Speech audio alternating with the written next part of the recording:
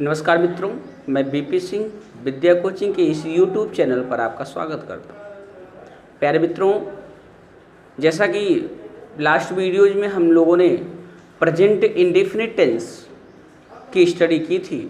Present indefinite tense में हमने affirmative sentence, negative sentence, interrogative, intronegative, double interrogative and double intronegative देखा था।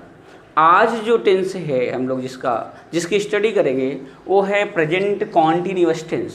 Present continuous tense, या कहें कि बच्चों के लिए ये सबसे सस्ता टेंस समझ में आता है। सबसे सस्ता टेंस का मान चलिए ₹2.5 पौवे की तरह समझ में आता है। इतना इजी लगता है प्रेजेंट कॉन्टिन्यूअस टेंस। अभी जो पिछला टेट का एग्जाम हुआ था उसमें एक सेंटेंस दिया गया था प्रेजेंट कॉन्टिन्यूअस टेंस से। अब पूछा गया था इसमें इस सेंटेंस में कौन सा टेंस है, और उसमें ऑप्शन में प्रेजेंट कॉन्टिन्यूअस टेंस लिखा ही नहीं था, उसमें लिखा था प्रेजेंट इम्परफेक्ट टेंस। तो आप जान लीजिए प्रेजेंट कॉन्टिन्यूअस टेंस को progressive tense, present progressive tense या इम्परफेक्ट टेंस भी कहा जाता है। प्रेजेंट कॉन्टिन्यूअस को प्रोग्रेसिव टेंस या इम्परफेक्ट टेंस भी कहा जाता है।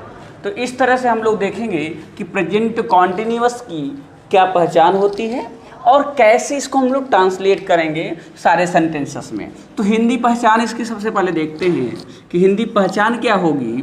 इसकी हिंदी पहचान होगी, सबसे पहले कार्य को करने वाला कर्ता आएगा, इसके बाद कर्म आएगा। कार्य को करने वाला कर्ता, जिस पर कार्य किया जा रहा है वो कर्म, और इसके बाद आएगी क्रिया, और क्रिया में लगा रहेगा रहा है, रही है, रहे हैं, रहा हूँ। वर्क का कंटिन्यू होना पाया जाता है, कार्य लगातार चलता रहता है, इस तरह का आभास होता है आपको। ऐसे सेंटेंसेस में जो आपकी हेल्पिंग वर्ब लगती है वो होती है is, am, are. Is, am, are हम लोग शायद छोटा लिख रहे हैं, दिखने में दिक्कत होगी। Is, am, are as a helping verb use करते हैं, सहायक क्रिया। Helping verb, H stand for helping, V stand for verb. Helping verb is, am, are का प्रयोग करते हैं। देखिए प्यूलर नंबर के साथ, प्यूलर नंबर का सब्जेक्ट अगर होगा तो हम आर का यूज करेंगे, आई के साथ एम का यूज करेंगे, और सिंगुलर सब्जेक्ट के साथ हम क्या करेंगे, एच का यूज करेंगे।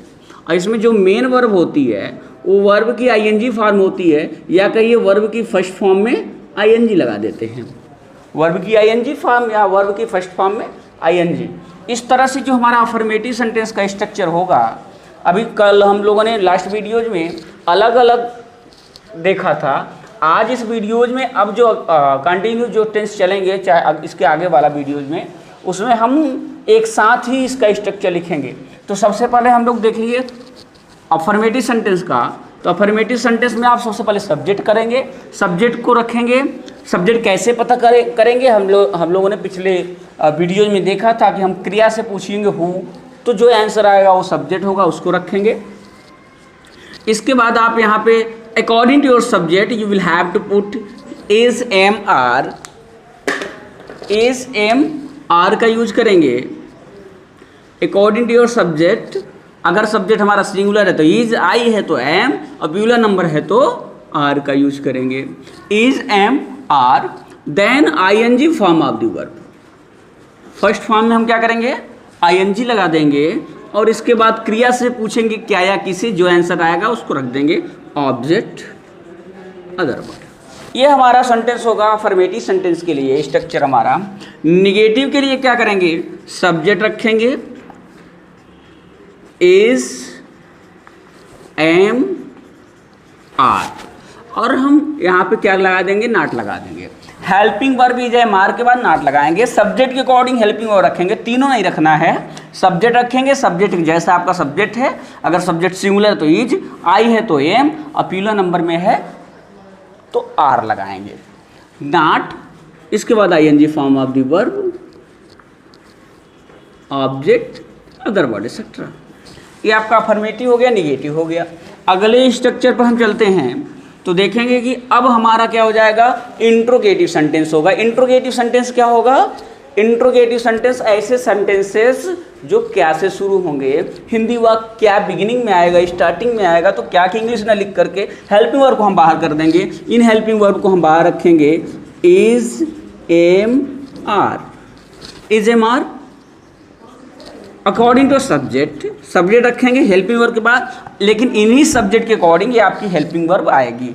सब्जेक्ट के अकॉर्डिंग आपकी हेल्पिंग वर्ब रखेंगे, इसके बाद वर्ब रखेंगे ING form of the verb, object, verb. यहाँ पे क्वेश्चन मार्क जरूर लगेगा। ये हमारा हो गया अफर्मेटिव, नेगेटिव, इंट्रोगेटिव। अगला आते हैं इंट्रोनेगेटिव। क्या के साथ अगर नहीं आ जाता है तो होता है इंट्रोनेगेटिव। इंट्रोनेगेटिव आएगा तो क्या करेंगे आप, सेम स्ट्रक्चर होगा, सब्जेक्ट के बाद नॉट आ जाएगा, is, am, are, subject, not, then ING form of the verb. First form में आईएनजी लगा देंगे आप, then object etcetera question mark. ये हमारे 4 सेंटेंस हो गए, affirmative, negative, interrogative and interronegative. अब आते हैं डबल इंट्रोगेटिव में। डबल इंट्रोगेटिव हमने जैसा बताया था आपको कि अगर सेंटेंस इस तरह का हो, सेंटेंस इस तरह का होने का मतलब ये हुआ कि सेंटेंस में, आवाज़ में व्यवधान आया शायद, थोड़ा सा एक बार फिर से देख लीजिए।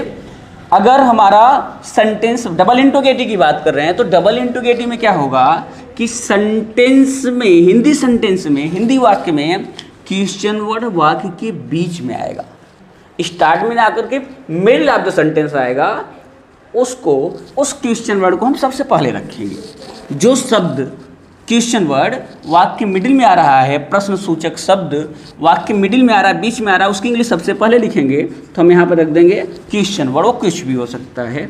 इसके बाद आप हेल्पिंग वर्ब रखेंगे इज, एम, आर, देन आप सब्जेक्ट रखेंगे। इसी सब्जेक्ट के अकॉर्डिंग इज, एम, आर रखना है। इस बात का केयर रखना है, ध्यान रखना है कि हमारी जो हेल्पिंग वर्ब होगी, जो हमारी सहायक क्रिया होगी, वो हमेशा सब्जेक्ट के अकॉर्डिंग आएगी। इसके बाद आप वर्ब रखेंगे, वर्ब की फर्स्ट फॉर्म में ING, object, other word, question mark. अब एक सेंटेंस और बचता है इसमें। अब इसी का नेगेटिव अगर इसी में नहीं आ जाए तो सेम स्ट्रक्चर होगा, सब्जेक्ट के बाद नॉट लगा देंगे, question word is, am, are, subject, not, ING form of the verb. ये फर्स्ट फॉर्म में आईएनजी ऐड कर देना है, object, other word, question mark. इस तरह से हमने प्रेजेंट कॉन्टिन्यूअस टेंस में उसकी पहचान क्या होती है, कार्य का कंटिन्यू होना पाया जाता है, क्रिया में रहा है, रही है लगा होता है। इसमें हेल्पिंग वर्ब हम इज, एम, आर का यूज करते हैं। कहाँ इज, कहाँ एम, कहाँ आर आपको पता है। इसको हम यहाँ मेन वर्ब की फर्स्ट फॉर्म में आईएनजी है, आईएनजी फॉर्म लगाते हैं। ये हमारे पूरे स्ट्रक्चर हो गए, affirmative, negative, interrogative, intronegative, double interrogative and double intronegative. अब कुछ एग्जाम्पल लेंगे, एक एग्जाम्पल लेंगे, एक सेंटेंस लेंगे और उसको हम पूरे में कन्वर्ट करेंगे अफर्मेटिव, नेगेटिव, इंट्रोगेटिव में। एक बार इसको देख लीजिए एक बार, अगर लगता है कि ये नोट करना चाहिए तो आप नोट कर सकते हैं इसको।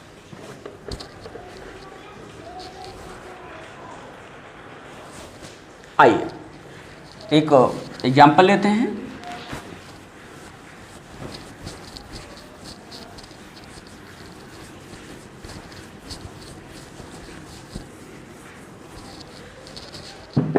जैसे कह दिया जाए कि तुम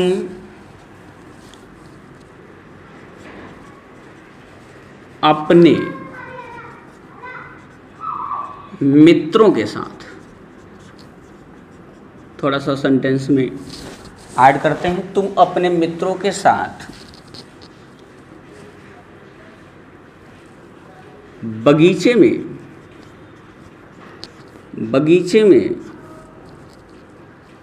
रामायण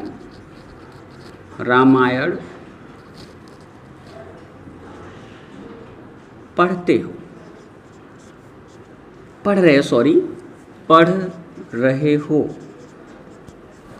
तुम अपने मित्रों के साथ बगीचे में रामायण पढ़ रहे हो।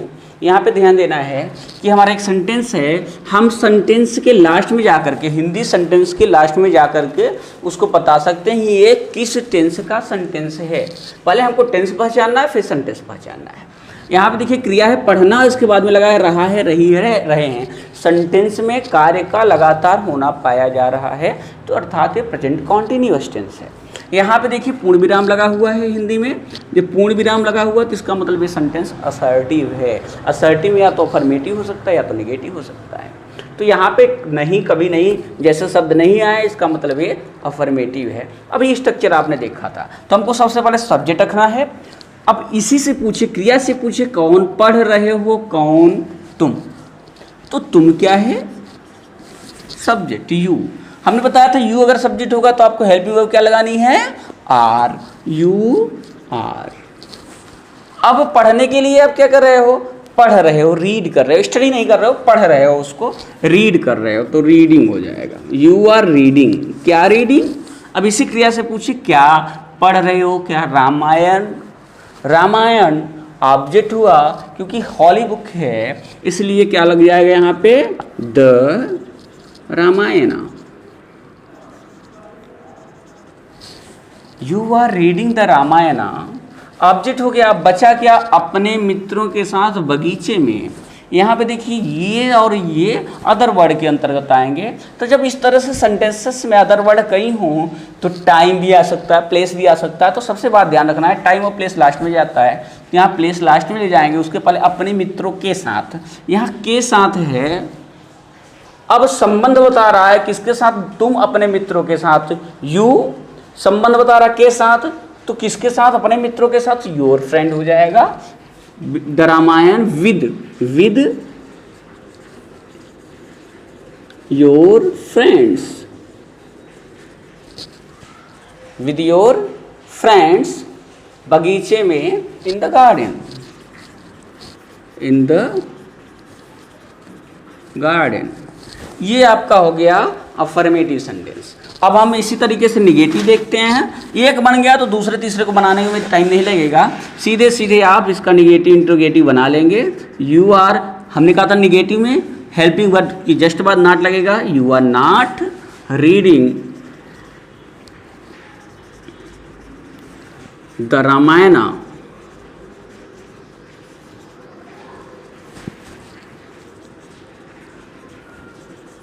with your friends in the garden.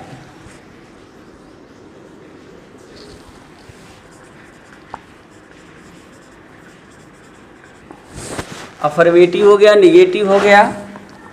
अब देखते हैं इंट्रोगेटिव क्या होगा। इसी में आ जाएगा क्या तुम अपने मित्रों के साथ। जब क्या आ जाएगा तो वहाँ क्वेश्चन मार्क लग जाएगा। यहाँ क्या होगा, क्या की इंग्लिश में लिख करके हेल्पिंग वर्ब को बाहर करेंगे तो हो जाएगा आर यू रीडिंग। क्या तुम पढ़ रहे हो, क्या are you reading the Ramayan. Are you reading the Ramayan with your friends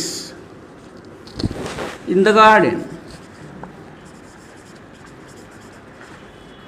question mark. 3 sentence हो गए, 3 सेंटेंस हमारे और रह गए हैं। अगला होगा इसी में निगेटिव, क्या तुम अपने मित्रों के साथ बगीचे में रामायण नहीं पढ़ रहे हो, तो हो जाएगा are you not reading the Ramayan with your friends in the garden। Last में क्वेश्चन मार्क हो जाएगा।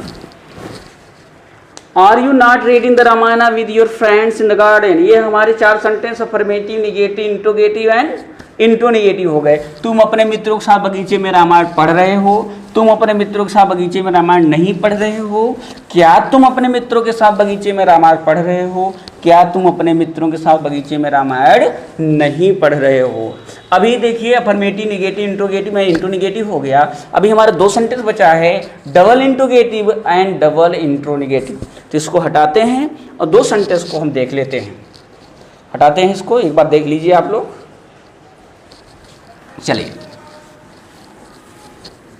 प्यारे मित्रों या अभिभावक साथियों, आपसे निवेदन है कि इन वीडियोज़ को का बच्चों को ज़्यादा से ज़्यादा फ़ायदा हो, इसलिए बच्चों को प्रेरित करें। अपने घर में बच्चे इन वीडियोज़ को देखें और साथ ही साथ इनको पढ़ कर के अपना नोट्स बनाते चलें। क्योंकि मैं जैसे क्लास में पढ़ाता था बच्चों को, उसी तरीके से सेम उसी पैटर्न पर उसी वे में मैं पढ़ा रहा हूँ। इसलिए अगर इस समय बच्चे इस महामारी के कारण स्कूल, कॉलेज, कोचिंग नहीं पहुंच पा रहे हैं, तो ज़्यादा से ज़्यादा बच्चों को फ़ायदा इसका मिले। इसलिए आप लोगों से रिक्वेस्ट है कि आप लोग चैनल को सब्सक्राइब करें और ज़्यादा से ज़्यादा शेयर करें, जिससे ज़्यादा से ज़्यादा लोगों तक यह वीडियोज़ पहुँचे और लोग इसका फ़ायदा उठाएं। आइए देखते हैं, 2 सेंटेंस हमारे बच्चे हैं। Double interrogative. Double interrogative sentence में क्या होता था, मैंने बताया कि डबल इंट्रोगेटिव में क्वेश्चन वर्ड बीच में आएगा। हमने हिंदी भी इरेज कर दिया, नहीं करना चाहिए था। तुम अपने मित्रों के साथ बगीचे में रामायण पढ़ रहे हो, ये हमारा सेंटेंस था। अब इसमें आ जाएगा तुम अपने मित्रों के साथ बगीचे में रामायण क्यों पढ़ रहे हो, कब पढ़ रहे हो। इस तरह से अगर आता है तो आप कोई भी जो क्वेश्चन वर्ड आएगा, हम क्यों पढ़ रहे हो, क्यों को लेते हैं, तो सबसे पहले आप क्यों की इंग्लिश लिखेंगे वाई। तुम्हें आर होगा, why are you reading, why are you reading, तुम क्यों पढ़ रहे हो, क्या, the Ramayan. Why are you reading the Ramayan, Ramayana. Why are you reading the Ramayana with your friends in the garden. Question mark. ये हमारा हो गया डबल इंट्रोगेटिव सेंटेंस। अब हमारा आता है लास्ट वन, डबल इंट्रोनेगेटिव। इसी में आ जाए तुम अपने मित्रों के साथ बगीचे में रामायण क्यों नहीं पढ़ रहे हो। इस तरह से अगर आता है तो आप क्या करेंगे, सेम चीज होगी, वाई आर सब्जेक्ट के जस्ट बाद नॉट लगा देंगे, why are you not reading the Ramayana with your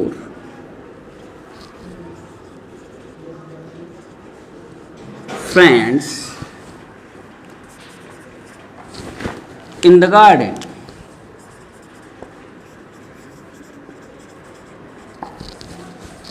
question mark लगेगा, सॉरी।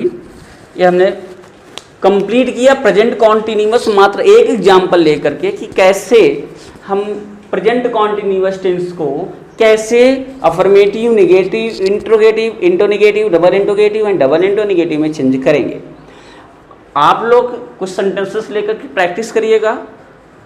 अभिभावक बंधुओं से निवेदन है कि वही एक सेंटेंस बच्चों को बोल देंगे और बोलेंगे कि इसको 6 में कन्वर्ट करो। अफर्मेटिव बोलेंगे, नेगेटिव, इंट्रोगेटिव सारे बच्चे ट्रांसलेट करेंगे। सिर्फ इंग्लिश में, हिंदी में एक सेंटेंस बोलिए, एक सेंटेंस लीजिए और उसको 6 में कन्वर्ट करिए। सबकी हिंदी नहीं लिखनी है, सिर्फ पहले सेंटेंस की हिंदी लिखिए, बाकी इंग्लिश में करिए। और आप ट्राई कर सकते हैं डायरेक्ट हिंदी लिखने का आवश्यकता ना हो, आप स्ट्रक्चर समझ ही रहे हो, डायरेक्ट इंग्लिश में सेंटेंसेस बनाओ। इससे ज़्यादा आपकी इंग्लिश और ज़्यादा इम्प्रूव होगी। आज के लिए बस इतना ही। एक बार फिर से आप लोगों से निवेदन है, रिक्वेस्ट है कि चैनल को सब्सक्राइब करें और ज़्यादा से ज़्यादा शेयर करें, जिससे लोगों को फ़ायदा पहुंच सके। जय हिंद, जय भारत।